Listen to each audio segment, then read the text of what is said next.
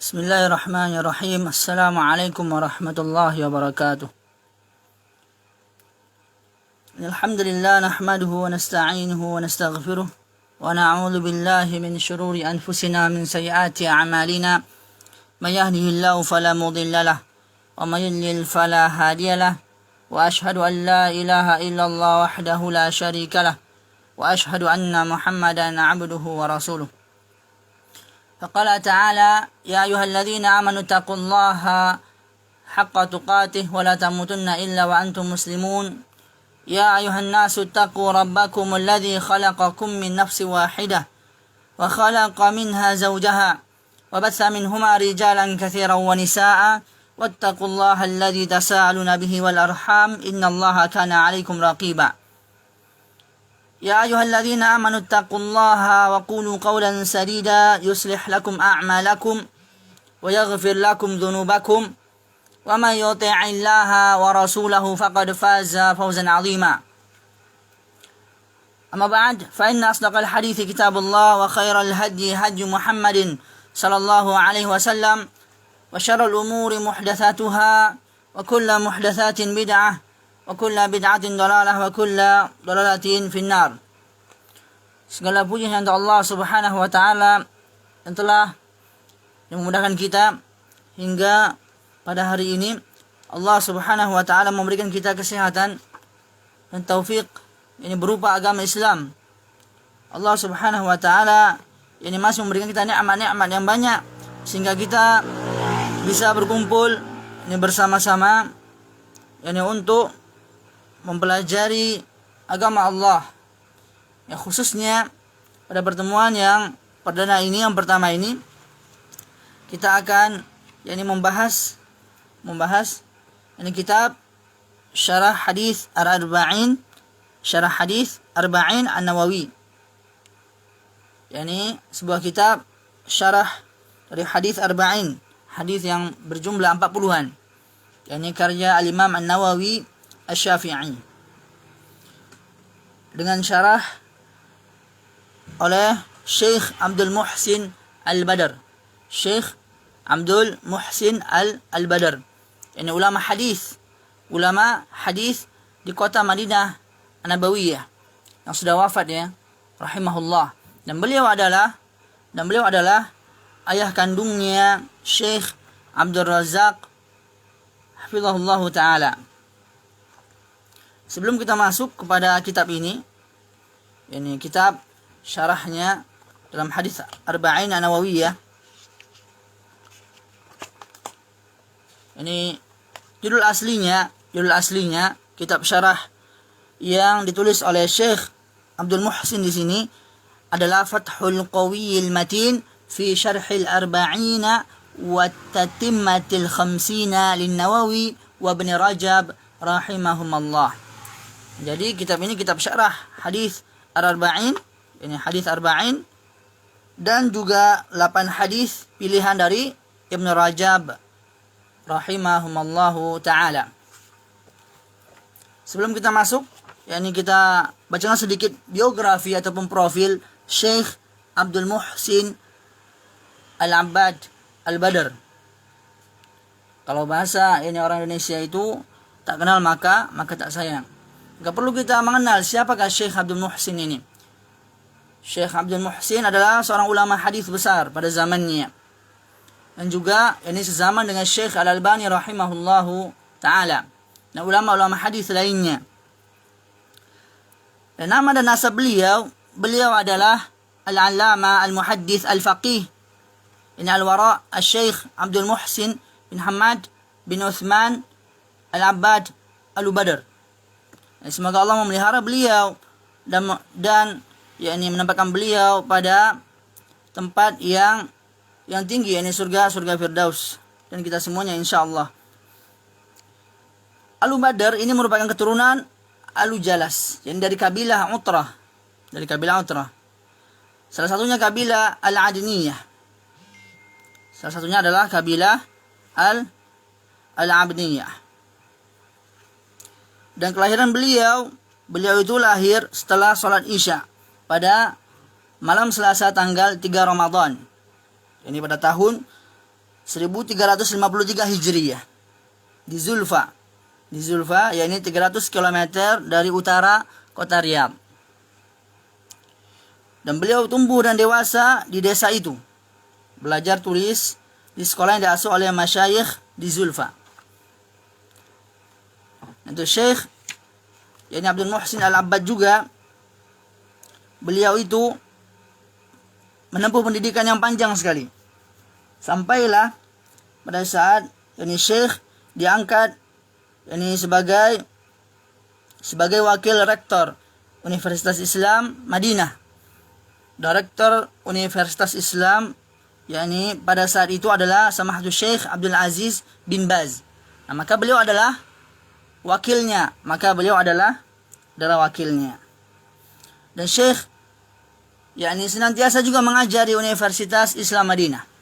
Dan ini biografi beliau kami baca sendiri di kitab Syarah Hadis Arba'in An-Nawawiyah. Ini karangan beliau. Nah, ketika yakni setelah Al-Imam Ibnu Baz rahimahullah menjadi kepala lembaga Buhuthul Ilmiyah wal Ifta, yakni pembahasan ilmiah dan fatwa, maka Syekh Abdul Muhsin menggantikan kedudukan beliau. Nah, tadinya beliau yakni seorang wakil, maka naik kepada yakni rektornya. Maka beliau jadi rektor ketika Syekh yakni Ibnu Baz berpindah ke lembaga Buhuthul Ilmiyah wal Ifta, ini di Saudi. Maka Syekh Abdul Muhsin menggantikan kedudukan beliau dan menjadi rektor di sana. Ketika Syekh Abdul Muhsin menjadi rektor di Universitas Islam Madinah, di situ ini perpustakaan universitas benar-benar kaya dengan warisan salaf. Ini berupa makhtutat, manuskrip, tulisan-tulisan yang mencapai 5.000 manuskrip, sekitar itu. Dan juga yakni di tengah-tengah kekaguman para ulama tentang yakni kepemimpinan Syekh Abdul Muhsin bin Baz. Di sini Al-Allamah Hamad Al-Ansari sampai berkata, warisan salaf yang dikopi untuk Universitas Islam sangat banyak dilakukan oleh zaman Syekh Abdul Muhsin Al-Abbad ketika beliau menjadi rektor Universitas Islam. Nah, maka Syekh Abdul Muhsin diakui ketika kepemimpinannya sebagai rektor, yakni warisan Universitas Islam sangat banyak dilakukan pada zaman Syekh Abdul Muhsin Al-Abbad. Ini ketika beliau menjadi rektor, yakni menjadi rektor Universitas Islam di Madinah. Dan mayoritas manuskrip tersebut adalah dalam bidang ilmu hadis, akidah salafiyah. Nah, ini. Maka beliau banyak sekali ini karangan dalam ilmu hadis. Dalam ilmu hadis. Dan di antara guru-guru beliau itu banyak sekali. Di antaranya Syekh Abdullah, Syekh Zaid, Syekh Falih, Syekh Muhammad bin Ibrahim dan sebagainya. Dan juga termasuk guru beliau, yakni Syekh Abdul Muhsin Al-Abbad. Guru beliau adalah Syekh Abdul Aziz bin Abdullah bin Baz. Nah, itu dia. Dan banyak lagi guru beliau. Dan di antara murid beliau sendiri itu juga banyak. Di antaranya yang terkenal itu adalah Syekh Rabi' Al-Madkhali. Juga Syekh Ubaid, Syekh Ibrahim bin Amir Ar-Ruhaili. Juga Syekh Sulaiman bin Salimullah. Juga Syekh Abdul Razak, yakni putra beliau sendiri itu adalah murid beliau. Ini Syekh Abdul Razak hafizahullah taala. Dan masih banyak lagi murid-murid beliau. Nah, di antaranya karya ilmiah beliau ini banyak sekali. Sekitar 40 karya ilmiah yang beliau tulis. Beliau tulis. Nah, baik itu dalam bidang ini Al-Qur'an, teman al-hadis, juga dalam bidang al-aqidah, juga bidang fadail, akhlak, adab dan tarajim. Yani beliau banyak sekali mengarang kitab-kitab. Dan juga dalam bantahan-bantahan beliau juga ikut mengarang. Nah, ini bantahan terhadap ini musuh-musuh Islam. Juga beliau mengarang ini fikih buku fikih. Di antaranya Manhaj Syekhul Islam Muhammad bin Abdul Wahhab. Dan banyak juga yakni Ahamiyatul Inayah bit Tafsir wal Hadis wal Fiqh. Nah, ini juga tulisan beliau. Dan juga banyak kajian rutin beliau yang terekam. Yang terekam ini Syekh Abdul Muhsin Al-Abbad. Ini juga kajian ilmiah beliau. Nah, itu biasanya beliau dengan rekaman. Dengan rekaman. Dan putra beliau yang tercatat itu sekitar 7 orang. Di antaranya Syekh Abdul Razak, ini Syekh Muhammad, ini Muhammad Abdullah Umar Uthman Ali Abdul Rahman. Ini itu semuanya putra-putra beliau. Nah, di antara pujian para ulama terhadap beliau, ini Syekh Abdul Muhsin Al-Abbad. Ini pujian ulama terhadap beliau. Itu di antaranya perkataan Al-Imam Abdul Aziz bin Abdullah bin Baz. Apa perkataan beliau? Yani beliau rahimahullah berkata memuji ceramah dan risalah Syekh Abdul Muhsin yang berjudul Aqidah Ahli Sunnah wal Athar fil Mahdi Al-Muntazar.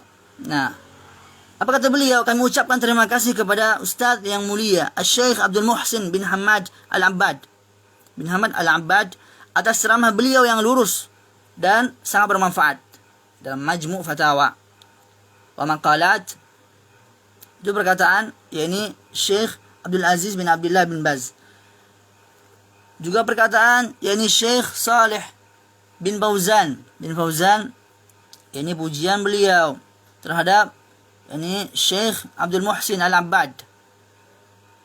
Demikian pula dengan para ulama yang mulia. Ini kata beliau, kata Syekh Fauzan, yang mana mereka terdepan dalam dakwah, yaitu Fadilatul Syekh Abdul Muhsin Al-Abbad, Fadilatul Syekh Rabi' Hadi. Demikian pula dengan Syekh Saleh Suhaimi dan juga Fadilatul Syekh Muhammad Aman Al-Jami. Sesungguhnya mereka memiliki andil besar dalam dakwah dan ikhlas membantah orang-orang yang menghendaki penyelewengan dakwah dari arahnya yang benar. Dan ini pujian oleh Syekh Fauzan.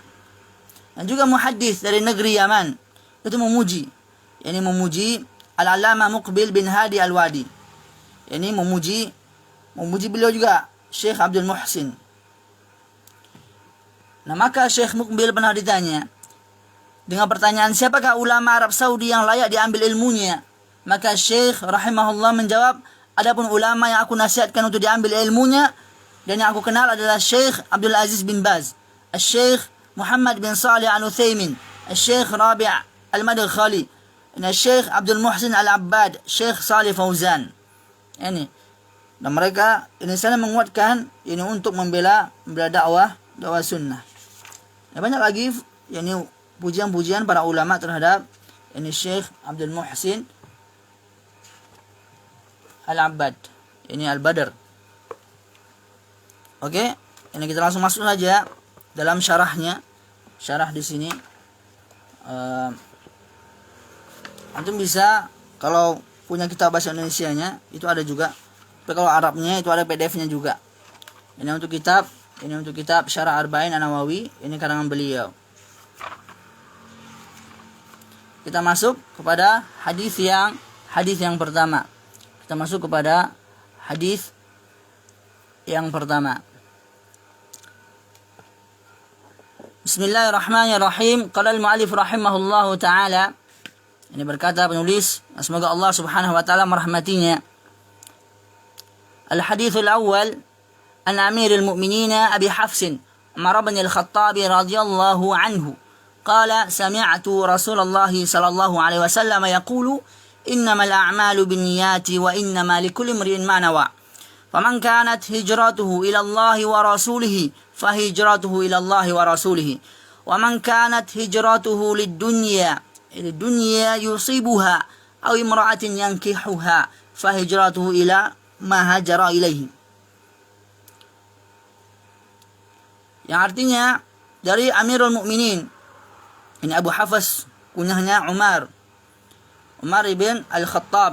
Maka dia berkata, sahabat yang mulia, khalifah, ini Amirul Mukminin, khalifah yang kedua. Ini aku mendengar Rasulullah SAW bersabda, sesungguhnya setiap amal itu disebabkan oleh niatnya. Tergantung pada niatnya. Dan sesungguhnya setiap orang itu hanya mendapatkan apa yang dia niatkan. Apa yang ia niatkan. Maka barang siapa yang dia itu berhijrah menuju Allah dan Rasulnya, maka hijrahnya kepada Allah dan Rasulnya. Dan barang siapa yang niat tujuannya ini hijrahnya karena dunia yang akan ia dapatkan, atau karena wanita yang akan ia nikahi, maka balasannya, ini balasan hijrahnya sesuai dengan tujuan hijrahnya. Nah, itu sesuai dengan tujuan hijrahnya. Maka akan kita syarah nanti, akan kita jelaskan ini satu persatu dalam hadis yang mulia ini. Hadis yang mulia ini diriwayatkan oleh dua imam besar, yakni Imam Bukhari dan Imam Muslim. Guru dan murid, Imam Bukhari dan Imam Muslim. Maka di sini para ulama sepakat bahwasanya kitab yang tersahih setelah Al-Quran ini adalah Sahih Bukhari. Ini keutamaan beliau, Al-Imam Al-Bukhari menulis kitab beliau tersahih setelah Al-Quran. Ini bukan berarti kitabnya tidak ada kekurangannya, ada. Setiap manusia itu tentu ada di saat menulis ataupun membuat kitab, itu ada kekurangannya, karena ini namanya manusia, enggak lepas dari kesalahan.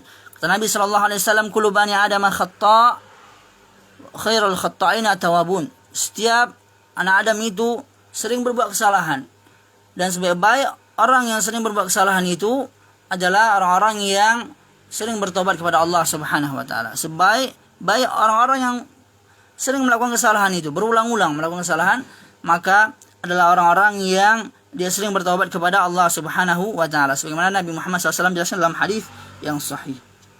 Maka hadis yang mulia ini diriwayatkan oleh dua imam ahli hadis, Abu Abdullah Muhammad bin Ismail bin Ibrahim bin Al-Mughirah Al-Bardizbah Al-Bukhari, dan Abu Husain Muslim bin Al-Hajjaj bin Muslim Al-Qushairi An-Naisaburi di dalam kedua kitab sahih mereka, yang merupakan kitab paling sahih yang pernah disusun. Ini keutamaannya.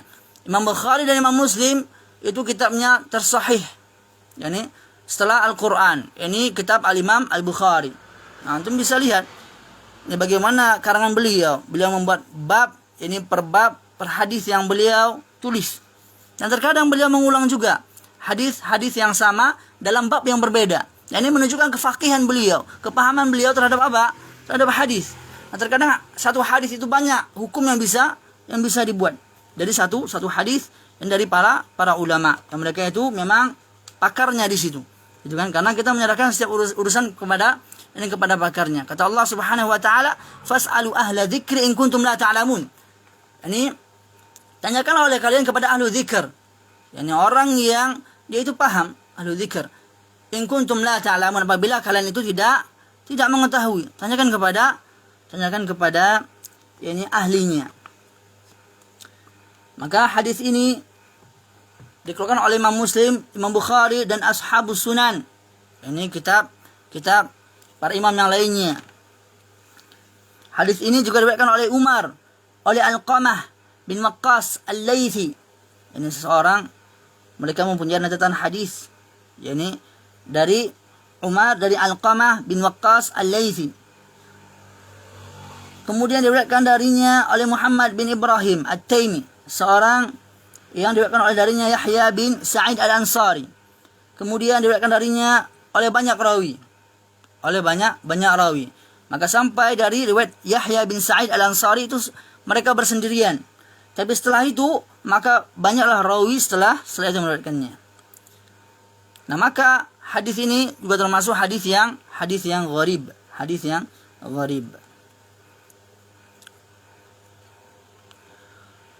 Kita lanjutkan lagi. Ini perkataan Syekh di sini.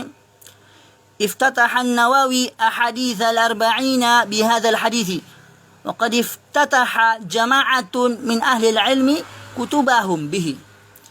Minhumul Imam Al-Bukhari iftataha sahihahu bihi. Nah, ini faedah. Al-Imam An-Nawawi membuka hadis arba'innya dengan hadis ini. Dengan hadis ini, hadis yang mulia ini, tentang niat. Di antaranya Imam Bukhari, nah dia juga mengawali kitabnya dengan hadis ini. Ini sejumlah para ulama pun menulis kitab-kitab mereka dengan hadis yang mulia ini. Sejumlah ini para ulama. Dan juga Imam Bukhari mengawali kitabnya dengan hadis ini. Begitu pula ini perkataan Syekh lagi, wa Abdul Ghani Al-Maqdisi iftataha kitabahu Umdatul Ahkam bih. Yani Al-Imam Abdul Ghani Al-Maqdisi juga memulai kitab beliau Umdatul Ahkam dengan hadis ini pula. Hadis apa? Innamal a'malu binniyat. Ini setiap amal itu tergantung pada niatnya. Ini banyak sekali para ulama yang memulai kitab-kitab mereka dengan hadis yang mulia ini. Ini menunjukkan keagungan niat. Ketika orang itu salah niatnya maka tergelincir sudah. Nah, kita tahu bagaimana yakni 3 golongan, 3 orang yang pertama kali nanti diseret wajahnya lalu dilempar ke neraka. Ini mereka diantaranya yang pertama orang yang syahid. Dikatakan manusia dia syahid. Tapi ketika di hadapan Allah katakan kadzabta, dusta engkau. Yang kedua orang yang pandai baca Al-Quran. Juga seorang ulama yang mengajarkan ilmunya. Nah, dia mengatakan pada Allah, dia mempelajari ilmu dan mengajarkannya karena Allah. Tapi apa kata Allah? Kadzabta, dusta engkau. Nah, yang ketiga, yakni orang yang dermawan, orang yang punya harta banyak. Apa kata dia kepada Allah? Tidaklah aku tinggalkan yakni satu jalan pun kecuali aku berinfak kepada engkau ya Allah. Karena engkau ya Allah. Maka apa kata Allah? Kadzabta, dusta engkau. Lalu dilemparlah mereka ke dalam api neraka. Diseret wajahnya dilempar ke dalam api neraka. Kenapa? Karena mereka ingin pujian. Orang yang syahid dia ingin dikatakan manusia sebagai orang pahlawan, sebagai seorang pahlawan. Dan orang tadi yang dia itu belajar ilmu dan mengajarkannya, dia ingin dikatakan seorang pandai baca Al-Quran, seorang qari, seorang ulama, dia ingin dipuji. Dan tadi orang dermawan tadi, dia ingin dipuji juga, seorang yang dermawan. Mereka yang nampak zahirnya amalannya baik, tapi apa? Tapi dalam hatinya berpenyakit. Dalam hatinya ingin dipuji manusia. Akhirnya apa? Amalnya sia-sia. Dan mereka menjadi bahan bakar api neraka. Mereka menjadi dimasukkan pertama kali dalam api neraka. Maka penting sekali kita menjaga ini. Karena itu para ulama banyak mengulang kitab-kitab mereka. Ini di awal-awal pembukaan kitab mereka dengan hadis hadis niat ini. Kita lanjutkan lagi. Dan juga wal Baghawi iftataha kitab baihi Masabih as-Sunnah wa Syarh as-Sunnah bih. Dan juga Al-Imam Al-Baghawi mengawali kitabnya ini Masabih as-Sunnah dan Syarh as-Sunnah dengan hadis yang mulia ini. Begitu pula Al-Imam As-Suyuti. Al-Imam As-Suyuti iftataha As-Suyuti kitabahu Al-Jami' As-Saghir bih. Dan juga Al-Imam As-Suyuti membuka kitabnya. Ini memulai kitabnya dengan hadis yang mulia ini. Begitu pula Al-Imam An-Nawawi dalam kitabnya Al-Majmu' Syarhul Muhadzab. Beliau meletakkan satu fasal dalam kitabnya. Fasal tentang ikhlas dan menghadirkan niat dalam setiap amal yang zahir maupun batin. Lalu beliau menyebutkan 3 ayat Al-Quran, kemudian hadis innamal a'malu binniyat. Lalu beliau berkata hadis sahih, disepakati kesahihannya serta disepakati keagungan kedudukannya. Hadis ini merupakan salah satu kaidah iman, pondasi pertamanya dan rukun yang paling urgen. Hadis niat ini. Nah, kita tidak bisa menafikan karena penting sekali. Seseorang yang sudah niatnya salah, maka bagaimana mungkin amal itu akan bisa diterima oleh Allah Subhanahu wa taala. Begitu pula dia harus memperhatikan ittiba', mengikuti Nabi Muhammad sallallahu alaihi wasallam dalam beramal. Dan juga di sini perkataan dari Al-Imam Asy-Syafi'i dalam kitab yang mulia ini berkata, qala Asy-Syafi'i rahimahullahu taala yadkhulu hadha al-hadits fi 70 baban min al-fiqh. Hadis ini termasuk pada 70 bab dalam ilmu fikih. Pada apa? 70 bab. Ini banyak sekali, 70 bab. Karena memang agung sekali. Dan juga beliau berkata, wa qala aidan huwa thuluthul ilmi. Nah, dia itu, hadis itu sepertiga ilmu. Hal yang sama juga diucapkan oleh ulama yang lainnya. Wa kadza qalahu aidan ghairuh. Dan hal serupa juga diucapkan oleh ulama yang lainnya. Maka hadis ini merupakan salah satu hadis yang menjadi poros Islam. Ini meskipun para ulama berbeda pendapat tentang jumlah keseluruhannya. Maka hadis ini banyak ya, banyak. Sesungguhnya hadis ini dijadikan pembuka oleh Al-Imam Al-Bukhari dalam sahihnya tanpa ada yang menentang. Telah dinukil pula dari sejumlah salaf bahwa mereka menyukai untuk mengawali setiap kitab dalam hadis ini sebagai pengingat bagi penuntut ilmu agar memperbaiki niat dan keinginannya hanya untuk mengharap wajah Allah, hanya untuk mengharap yakni wajah Allah subhanahu wa ta'ala. Ini para ulama terdahulu juga, kata Al-Imam Asy-Syafi'i, para ulama terdahulu juga yakni menyukai untuk meletakkan hadis innamal a'malu binniyat di awal setiap perkara yang dimulai. Di awal setiap perkara yang dimulai dari perkara-perkara agama ini. Karena umumnya kebutuhan kepada hadis ini dalam segala jenis perkara agama. Dalam segala jenis perkara, ini perkara agama. Ya, Ibn Rajab berkata lagi, wa qala Ibn Rajab fi Jami'il Ulum wal Hikam. Ini Imam Ibn Rajab juga mempunyai ini karya untuk mensyarah hadis arba'in ini. Imam Ibn Rajab juga punya kitab untuk mensyarah, ini menjelaskan hadis yang mulia ini dalam kitab Jami'ul Ulum wal Hikam. Ini berisi 40 hadis juga, 40-an hadis ditambah dengan 8 hadis. Wattafaqal ulama ala sihhatih. Ini kata Ibn Rajab rahimahullahu taala, para ulama sepakat atas kesahannya dan harusnya untuk menerimanya. Ini hadis tersebut. Hadis ini dijadikan oleh Imam Bukhari pembuka kitab sahihnya. Ini mudah sekali menghafalnya. Innamal a'malu binniyat. Innamal a'malu binniyat. Baru dan seterusnya. Dan juga kata Imam Ibn Rajab, dia memposisikan hadis ini layaknya khutbah bagi kitabnya, sebagai isyarat bahwa setiap amal yang tidak diniatkan karena Allah adalah batil. Tidak memiliki manfaat di dunia maupun di akhirat. Tidak memiliki manfaat di dunia maupun yakni di akhirat. Ibn Rajab juga berkata hadis ini merupakan salah satu hadis yang menjadi poros agama ini. Ini juga kan Imam Asy-Syafi'i, beliau juga berkata tadi bahwasanya hadis ini sepertiga ilmu. Juga di sini beliau yakni Syekh Abdul Muhsin rahimahullahu taala membawakan perkataan Al-Imam Ahmad. Maka kita bawakan perkataan Al-Imam Ahmad di sini.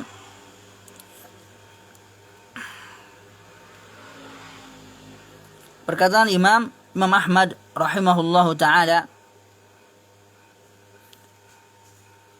pokok Islam terdiri dari 3 hadis ini. Yani pokok Islam terdapat pada 3 hadis ini, kata Imam Ahmad. Ini hadis yang pertama, hadis innamal a'malu binniyat. Sesungguhnya seamalan itu tergantung pada niatnya. Yang kedua, man ahdatsa fi amrina hadza ma laysa minhu fahuwa raddun. Barang siapa yang membuat dalam urusan kami sesuatu yang tidak berasal darinya, maka hal tersebut tertolak. Yani seseorang yang melakukan suatu amalan yang tidak Nabi Muhammad SAW contohkan, begitu pula para sahabatnya yang lebih paham tentang hal itu, kita kerjakan, kita buat sebuah amalan yang tidak beliau contohkan, maka amalan itu tertolak. Nah, itu hadis yang kedua, kata Imam Ahmad. Nah, hadis yang ketiga dari pokok Islam, kata Imam Ahmad, dalam hadis yang sahih juga, al-halalu bainun wal haramu bainun. Perkara yang halal itu jelas dan perkara yang haram itu jelas. Nah, itulah 3 hadis pokok, kata Imam Ahmad rahimahullah taala, yang menjadi usul, yakni pokok agama Islam. Maka juga Imam Ahmad berkata, sesungguhnya semua perkara agama kembali kepada yakni menjalankan perintah Allah Subhanahu wa taala, meninggalkan larangan dan tidak mendekati perkara yang samar syubhat. Nah, semua ini dikandung dalam hadis An-Nu'man bin Bashir. Ini tadi yang beliau katakan, Nabi Muhammad SAW bersabda, al-halalu bainun wal haramu bainun. Ini sesuatu yang halal, perkara yang halal itu jelas, dan perkara yang haram itu jelas. Wa bainahuma umurun mushtabihatun. Kata Nabi Muhammad SAW, di antara kedua yang halal dan haram itu ada perkara yang mutasyabihat, yang samar-samar. Nah, Kemudian hal ini akan sempurna dengan dua perkara, kata Syekh di sini. Hal tadi, kandungan dari hadis Nu'man bin Bashir sempurna dengan dua perkara. Apa itu? Yang pertama, amalan tersebut secara zahir harus menepati sunnah. Harus menepati sunnah, sesuai dengan sunnah. Itu zahir dari hadis Aisyah tadi. Hadis Aisyah, barang siapa yang melakukan mengada-ada dalam urusan kami, tidak ada dalamnya contoh dari kami, maka perkara itu tertolak. Maka perkara itu tertolak. Yang kedua, amal tersebut secara batin harus ditunjukkan untuk Allah. Nah, untuk Allah. Sebagaimana hadis Ibnu Umar tadi yang kita bahas sekarang. Innamal a'malu binniyat. Innamal a'malu binniyat.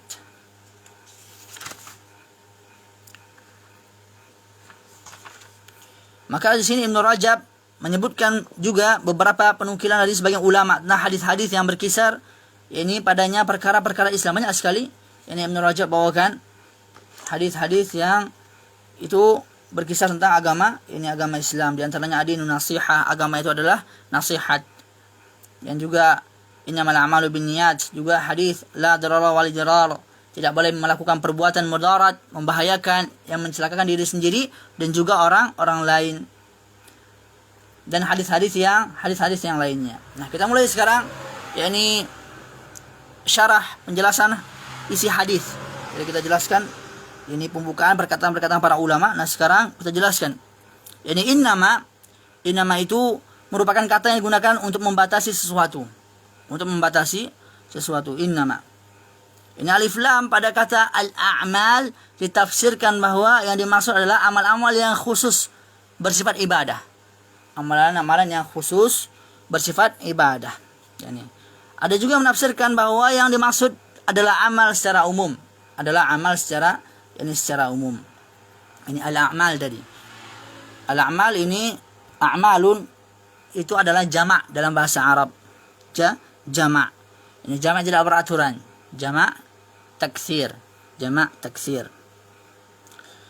Ada juga kata Syekh di sini, sehingga jika termasuk ibadah, maka pelakunya akan mendapatkan pahala.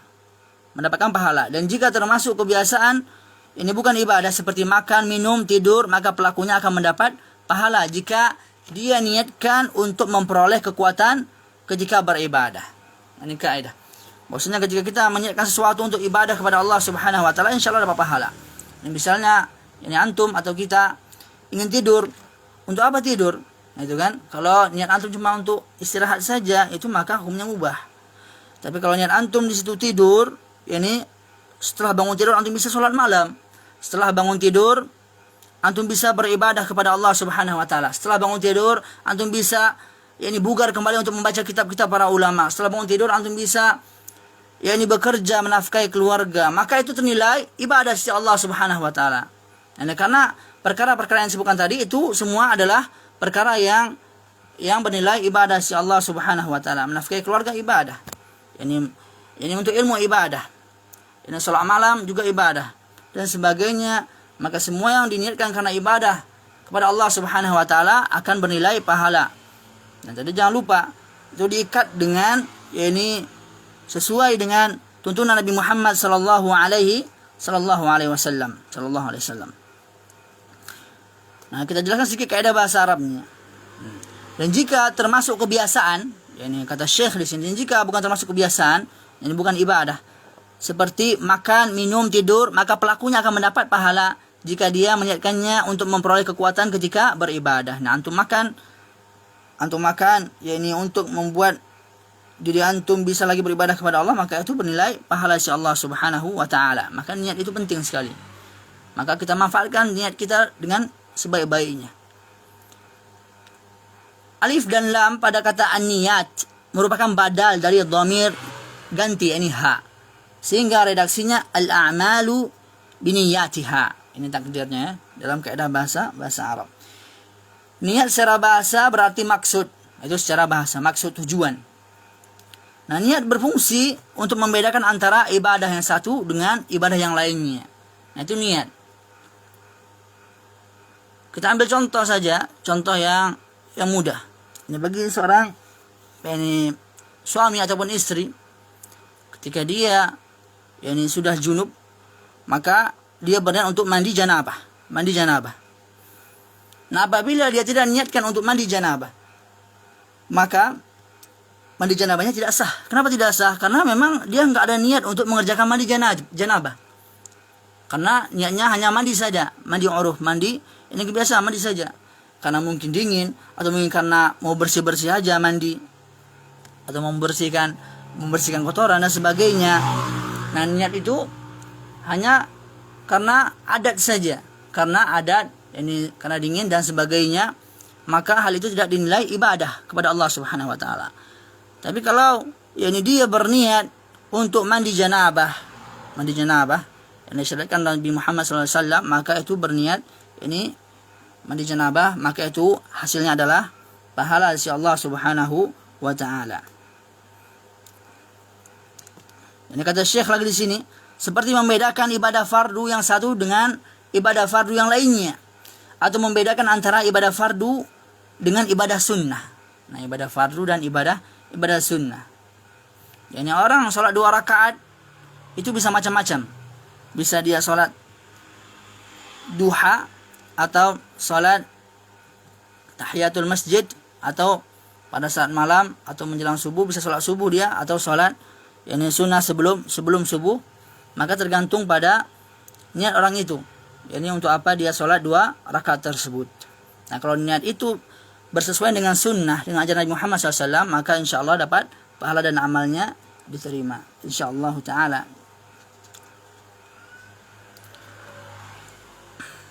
Dan niat juga membedakan antara ibadah dengan kebiasaan. Membedakan antara ibadah dan kebiasaan. Seperti membedakan tadi yang sudah kita jelaskan, bahwasanya mandi junub dengan mandi untuk tujuan kesegaran ataupun kebersihan. Dan juga di sini sabda beliau, dan sesungguhnya setiap orang itu hanya mendapatkan apa yang dia niatkan. Yani setiap orang itu mendapatkan apa yang ia niatkan. Ibnu Rajab rahimahullah berkata, ini memberitahukan bahwa seorang yang tidak mendapatkan dari perbuatannya kecuali apa yang diniatkannya, jika dia meniatkan kebaikan, maka dia mendapatkan ini kebaikan. Jika dia meniatkan keburukan, maka dia mendapatkan keburukan pula. Keburukan pula. Sebagaimana juga kita ambil contoh pisau, ya. Pisau kalau kita gunakan untuk membantu orang tua masak, membahagiakan orang tua, yang membuat masakan yang enak, maka insya Allah pisau itu datangkan pahala. Ini untuk kita pada Allah Subhanahu wa taala. Tapi kalau kita gunakan pisau itu untuk membunuh, gitu kan, atau untuk menyakiti saudara kita, maka itu akan bernilai dosa. Karena itu berbahaya sekali. Al-umuru bimaqasidiha. Ini kata para ulama, setiap perkara itu tergantung dengan tujuan, tergantung pada maksudnya. Nah, maka penting sekali kita menata niat ini. Bahkan ini dari ulama juga mengatakan ma'alastu syai'an min niyati. Yani tidaklah aku mengobati sesuatu yang lebih sulit dari niatku. Ma'alastu syai'an ashad min niyati. Tidaklah aku mengobati ataupun memperbaiki sesuatu yang lebih sulit daripada niat. Karena niat itu apa? Kata beliau, berbolak-balik. Kata beliau ini berbolak-balik. Maka kita harus menata lagi niat itu. Jangan sampai niat itu ini tercampur dengan riya. Apa kata Allah Subhanahu wa taala dalam hadis qudsi? Nabi Muhammad SAW bersabda ketika orang-orang sudah dibalas amal mereka, apa kata Allah? Unzuru ila alladzina kuntum tura'una bi a'malikum fid dunya fanzuru hal tajiduna 'indahum jazaan. Ini perhatikanlah oleh kalian orang-orang yang kalian itu berbuat riya, ingin dipuji mereka. Apakah kalian mendapatkan balasan? Apakah kalian mendapatkan pahala di sisi mereka? Jawabannya apa? Jawabannya tidak. Nah, bahkan orang yang diriakan itu, pula mungkin saja dalam keadaan ini bahaya, gitu kan? Maka bergantung kepada Allah Subhanahu wa taala, ini niat yang ikhlas dalam beribadah kepada Allah Subhanahu wa taala adalah perintah yang Allah Subhanahu wa taala perintahkan. Wa ma umiru illa liya'budullaha mukhlishina lahuddin. Kata Allah dalam surah Al-Bayyinah, dan tidaklah aku memerintah mereka kecuali untuk beribadah kepada Allah Subhanahu wa taala. Dan juga di sini yakni kata Ibnu Rajab juga tadi, kalimat ini bukanlah pengulangan murni bagi kalimat yang pertama. Kalimat apa? Jika dia meniatkan keburukan, maka dia mendapat keburukan pula. Maka kata beliau, sebab kalimat pertama menunjukkan bahwa sebab amal akan menjadi benar atau rusak tergantung pada niat yang mendorong amal tersebut dilakukan. Ini tergantung niatnya, rusak enggak rusak amal tersebut. Sedangkan kalimat kedua menunjukkan bahwa pahala seseorang atas amal perbuatannya bergantung pada niat yang benar. Demikian pula dosa. Ia dapat sesuai dengan niatnya yang rusak. Nah, bisa jadi niatnya untuk mengerjakan sesuatu itu mubah. Ini boleh. Sehingga amalnya merupakan sesuatu yang mubah pula. Sesuatu yang mubah pula. Dia tidak mendapatkan pahala ataupun dosa karenanya. Contoh tadi seperti apa? Seperti mandi saja. Mandi ketika cuaca dingin. Nah, bersafar ketika tidak ada situ ibadah dalam safar tersebut. Dan sifatnya mubah yang boleh-boleh saja, maka dia tidak mendapat pahala, tidak pula mendapatkan dosa. Maka amal itu sendiri, baiknya, rusaknya atau mubahnya sesuai dengan niat yang menjadi faktor pendorong dilakukannya amal tersebut. Ini juga sabda beliau, maka barang siapa yang niat dan tujuannya, yakni hijrahnya menuju Allah dan Rasulnya, maka hijrahnya kepada Allah dan Rasulnya. Dan barang siapa yang hijrahnya karena dunia yang akan didapatnya atau karena wanita yang ingin ia nikahi, maka hijrahnya sesuai dengan tujuan hijrahnya. Nah, ketika dia berhijrah ingin mendapatkan harta yang berlimpah, dia berhijrah ingin dimuliakan manusia, ingin mendapat rumah yang mewah, tempat tidur yang empuk.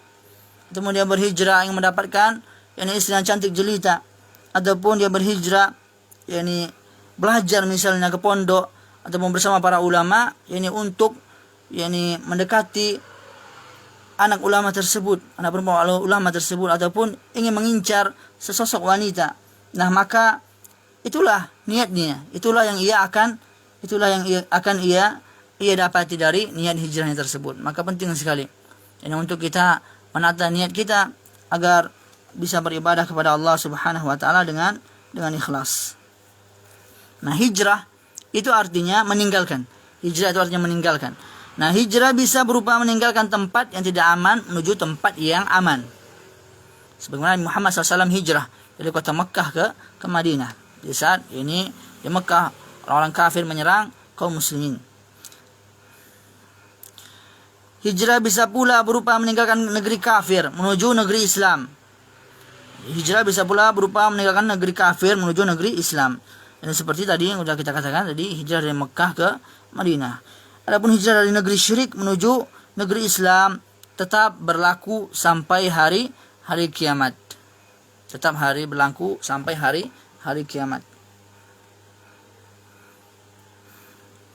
Ini berhijrah tadi dari tempat yang tidak aman menuju tempat yang aman, itu contohnya dari Makkah ke Habasyah. Dari Makkah ke Habasyah. Dan juga sabda beliau, maka barang siapa yang niat hijrahnya, hijrahnya menuju Allah dan Rasulnya, maka hijrahnya kepada Allah dan Rasulnya. Di sini syarat dan balasannya memiliki redaksi yang sama, yang seharusnya beda. Sesungguhnya maknanya adalah barang siapa yang niat dan tujuan hijrahnya adalah menuju Allah Subhanahu wa taala dan Rasulnya, maka pahala dan balasan hijrahnya kembali kepada Allah dan Rasulnya.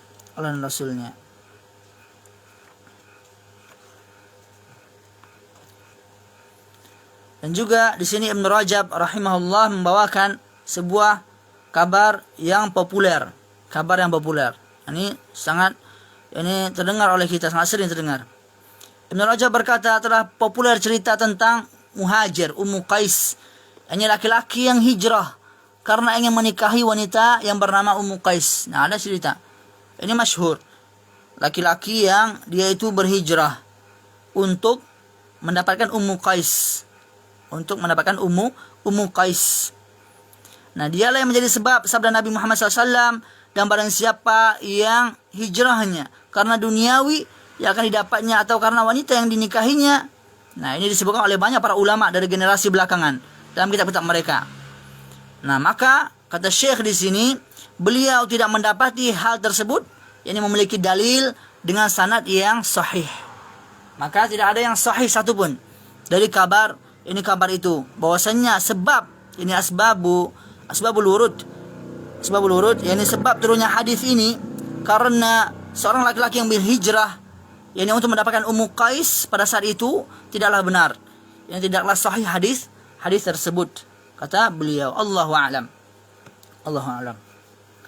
Nah, maka niat itu tempatnya di dalam hati. Ya. Melafalkannya adalah bid'ah. Ini perkataan Syekh di sini, seorang rektor yakni di Universitas Madinah.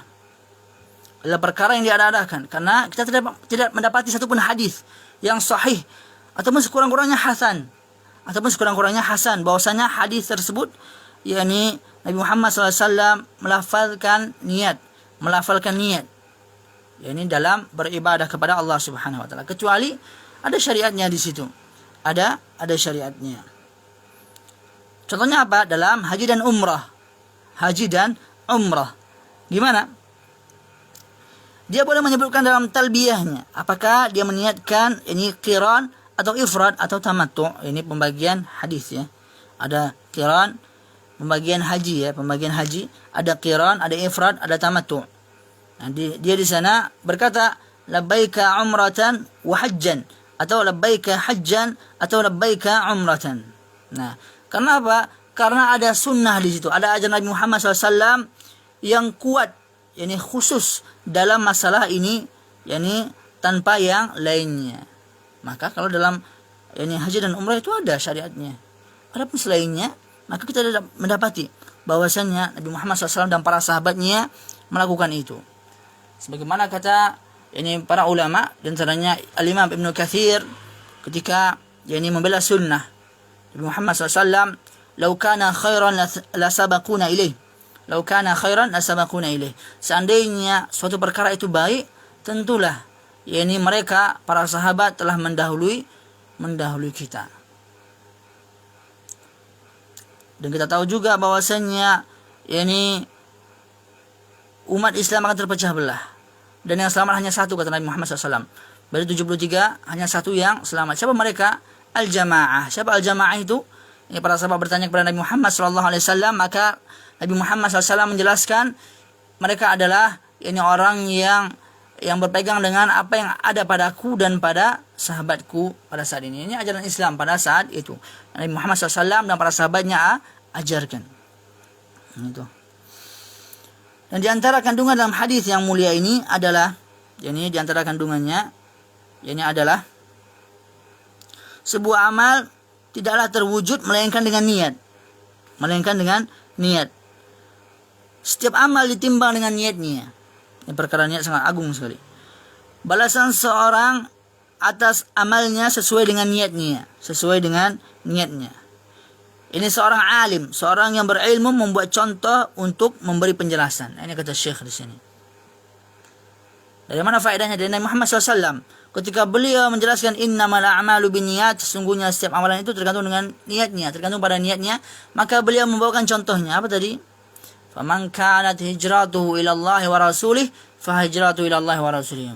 Barang siapa yang hijrahnya karena Allah dan Rasulnya, maka hijrahnya itu akan bernilai pahala. Kenapa? Karena Allah dan Rasulnya. Itulah yang akan didapatkan Allah dan Rasulnya. Tapi barang siapa yang hijrahnya karena dunia yang ingin dia dapatkan, ataupun karena wanita yang ingin dia nikahi, maka itulah yang ia dapatkan dari hijrahnya. Maka itu, jadi seorang alim, seorang berilmu itu harus membuat contoh dari apa yang ia katakan, memberi penjelasan. Agar apa? Agar orang tidak bingung. Agar orang yang mendengar tidak bingung. Di antara faedah juga adalah dalam hadis yang mulia ini, bahwasannya yakni keutamaan hijrah. Karena Nabi Muhammad SAW menjadikannya sebagai contoh. Dalam Sahih Muslim, Nabi Muhammad SAW bersabda dalam hadis yang sahih, Ama alimta anna al-Islam yahdimu ma kana qablah wa anna al-hijrata tahdimu ma kana qablaha wa anna al-hajja yahdimu ma kana qablah.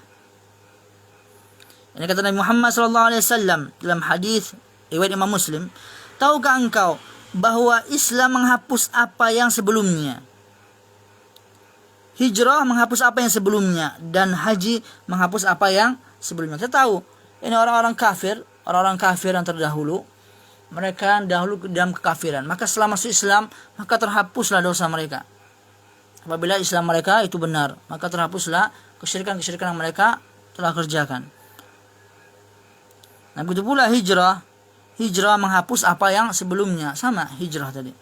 Jadi ketika kita hijrah karena Allah dan Rasulnya, maka Allah Subhanahu wa Ta'ala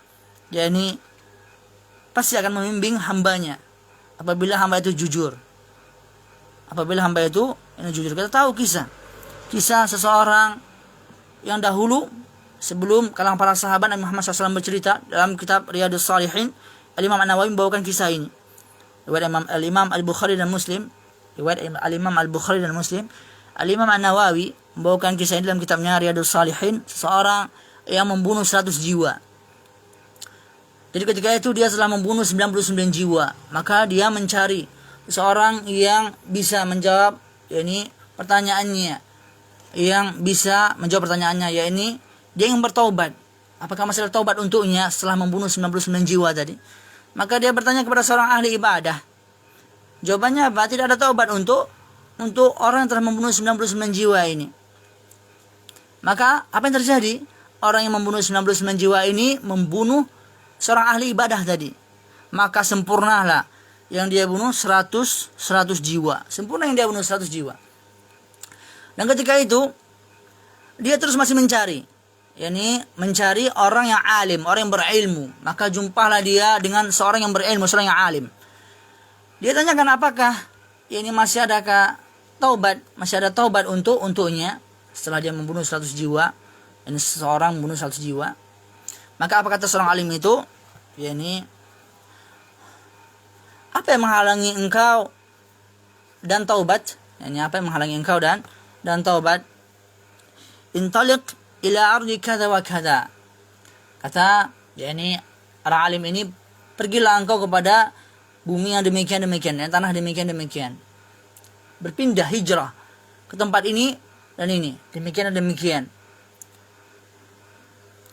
Intaliq ila ardi kada wa kada. Kenapa? Karena di situ ada orang-orang yang menyembah kepada Allah Subhanahu wa Ta'ala. Nah, ini faedah juga bahwasanya kita harus mencari tempat itu bisa mendukung kita untuk beribadah kepada Allah Subhanahu wa Ta'ala. Yang berbeda dengan seorang dai. Seorang dai harus dibekali dengan ilmu untuk berdakwah. Misalnya untuk berdakwah kepada orang-orang yang belum mengenal Islam sama sekali. Ya, tapi untuk orang yang awal-awal mengaji ataupun awal-awal yang mengenal, seperti tadi contoh orang yang telah membunuh 100 jiwa tadi, maka yang utama baginya untuk berpindah ke negeri yang baik, ke orang-orang yang baik, orang-orang yang menyembah Allah di sana. Ini perintah orang yang alim tadi kepada orang yang telah membunuh 100 jiwa tadi. Nah, maka orang yang telah membunuh 100 jiwa tadi di perjalanan mati, meninggal. Nah, maka Allah Subhanahu wa Ta'ala mendekatkan jarak antara orang yang mati tadi, pembunuh 100 jiwa tadi, kepada negeri yang ingin ia hijrahkan. Di sana bertengkarlah malaikat rahmat dan malaikat azab. Bertengkar mereka. Malaikat rahmat dan malaikat azab. Nah, ketika itu akhirnya Allah utus seorang lagi malaikat ini untuk menghakimi mereka. Maka diukurlah jaraknya. Ternyata jarak laki-laki ini, seorang yang telah membunuh 100 jiwa ini, lebih dekat kepada tanah ataupun negeri yang ingin dia hijrah ke sana, ingin dia menyembah Allah Subhanahu wa Ta'ala bersama orang-orang itu di negeri itu. Kenapa? Karena Allah sudah mendekatkan. Nah, karena itu Allah tidak akan menyia-nyiakan niat baik seorang hamba. Allah tidak akan menyia-nyiakan niat baik seorang hamba. Itu hadis yang sahih dalam Riyadhus Shalihin, kitab Taubat. Di antara faedah juga dalam hadis yang mulia ini, seorang insan akan mendapat pahala. Ini seorang manusia akan mendapat pahala atau dosa dan atau terhalang dari sesuatu sesuai dengan niatnya. Nah, ini perkara niat yang agung. Bahwasanya seorang manusia itu akan mendapat pahala, bisa juga mendapat dosa, ataupun bisa terhalang dari sesuatu yang dia niatkan. Karena apa? Karena niat tadi. Bisa jadi niat itu baik di awal-awal, tapi di pertengahan ada niat buruk yang timbul, gitu kan? Ada niat buruk yang timbul, maka segera kita usahakan untuk menghapus niat buruk itu. Agar apa? Agar ini kita mendapat pahala dari niat baik tersebut. Yang ketujuh juga di antara faedah, ini faedah dari kandungan hadis yang pertama ini, bahwasanya setiap amal dihukumi mengikuti tujuannya. Bisa jadi sesuatu yang hukum asalnya mubah menjadi ibadah ketika diniatkan oleh seseorang untuk kebaikan, seperti makan dan minum juga diniatkan agar kuat beribadah. Nah itu, setiap amal itu dihukumi mengikuti tujuannya. Setiap amal itu dihukumi mengikuti tujuannya. Bisa jadi sesuatu yang hukum asalnya mubah menjadi ibadah ketika diniatkan oleh seseorang untuk kebaikan. Jadi kalau kita makan dan minum untuk mengisi energi supaya kita bisa beribadah kepada Allah Subhanahu wa taala, insyaallah itu dapat pahala si Allah Subhanahu wa taala. Dan juga yang ke-8, faedah, sebuah amal yang sama bisa membuat seseorang mendapat pahala dan bisa pula menyebabkan terhalang dari kebaikan. Ini sebuah amal yang sama. Ini faedah juga. Bisa jadi seseorang itu ini salat dalam saf yang pertama di belakang imam, bersebelahan lagi. Tapi apa?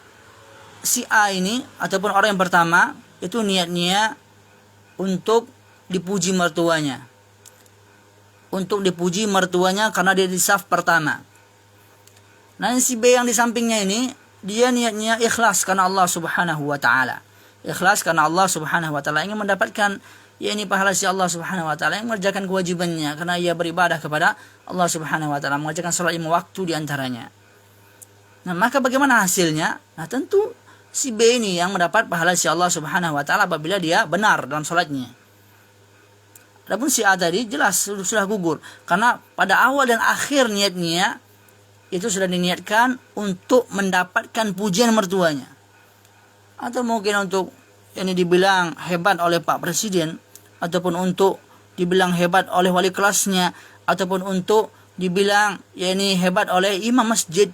Maka ini perkara yang harus kita singkirkan dalam beribadah kepada Allah Subhanahu wa taala. Dalam beribadah kepada Allah Subhanahu wa taala. Ini di antara faedah. Dan insyaallah ini pada pertemuan minggu depan kita masih akan menambah ini sedikit faedah hadis yang pertama dari kitab Arba'in An-Nawawiyah ini. Nah, maka semoga pertemuan yang tidak begitu panjang ya, tidak sampai 2 jam dalam siang ini, semoga bermanfaat untuk diri kami pribadi dan juga para pendengar. Semoga Allah Subhanahu wa taala memberikan kita taufik agar senantiasa beribadah kepada Allah Subhanahu wa taala. Yang kita ingat selalu, ini sabda Nabi Muhammad sallallahu alaihi wasallam dalam menuntut ilmu syar'i, man salaka tariqan yaltamisu fihi ilman sahalallahu lahu bi tariqan ilal jannah. Dalam hadis yang sahih riwayat Imam Muslim, barang siapa menempuh suatu perjalanan, dalam perjalanan itu dia mencari ilmu, menuntut ilmu, maka Allah akan mudahkan dengannya tadi menuntut ilmu jalan menuju surga. Nah, semoga Allah Subhanahu wa taala memberikan kita dan bersama keluarga kita juga keturunan kita dalam surga Firdaus. Ini bisa kami sampaikan ini pada kesempatan ini. Allahu a'lam bishawab. Subhanakallahumma bihamdika asyhadu an la ilaha illa anta astaghfiruka wa atubu ilaik. Assalamualaikum warahmatullahi wabarakatuh.